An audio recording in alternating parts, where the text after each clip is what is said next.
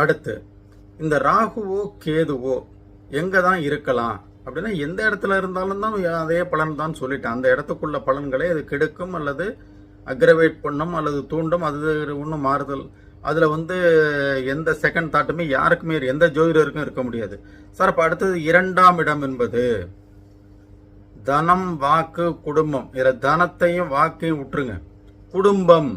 அப்போ அதுவும் மன வாழ்க்கையினுடைய இன்னொரு அங்கம். அப்ப குடும்பம் என்பது மன வாழ்க்கையின் இன்னொரு அங்கம் என்னும் பட்சத்தில் அதில் ராகுவோ கேதுவோ இருந்தால், குறிப்பாக 2இல் ராகு இருந்தால், உங்கள் லேன்னு போட்டிருக்கிற கட்டத்துக்கு அடுத்த கட்டத்தில் ராகு இருந்தால், 2ஆம் இடத்தில் ராகு இருந்தால் பேச்சு ரொம்ப கொடூரமா இருக்கும். அவங்க பேச்சுக்கு பல பேர் காயப்பட்டுருவாங்க. அவங்க பேசியே அவங்களுடைய வாழ்க்கையை கெடுத்துருவாங்க. அவருடைய வாக்கினாலே நிறைய வம்புகள் வரக்கூடிய வாய்ப்புகள் இருக்கு. அப்ப 2இல் ராகு என்பதுக்கு கண்டிப்பாக குடும்பஸ்தானத்தில் ராகு என்றால் கண்டிப்பாக பிரச்சனைகள் வருவதற்கு வாய்ப்பு இருக்கு. அப்ப பேச்சை குறைக்க வேண்டும், அல்லது பேச்சை நிதானமாக பேச வேண்டும், அல்லது வார்த்தைகளில் கவனம் வேண்டும்.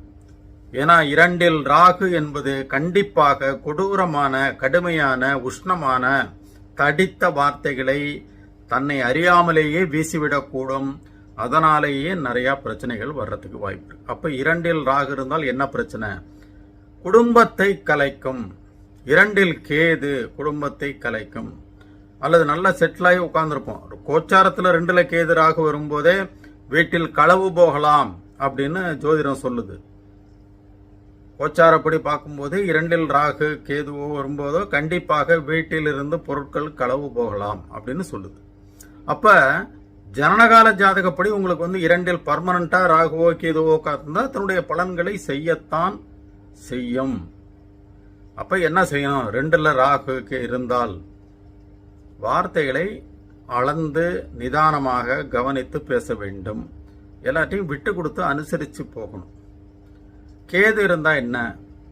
அப்ப என்னன்னாக்கா இந்த குடும்பத்தில் பெரிய பற்று இருக்காது, குடும்ப வாழ்க்கையில் பெரிய பற்று இருக்காது.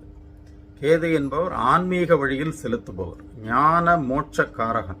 அப்படிங்கும்போது அந்த குடும்ப வாழ்க்கையில் இல்வாழ்க்கையில் பற்றை குறைத்து அந்த குடும்பத்தை தொடர்ந்து நடத்த முடியாத ஒரு நிலைமைக்கு கொண்டு செல்லலாம். அது இந்த கேது திசை. இதெல்லாம் முக்கியமா அந்த திசைகள் நடக்கும்போது ரொம்ப கவனமா இருக்கணும். சரியா?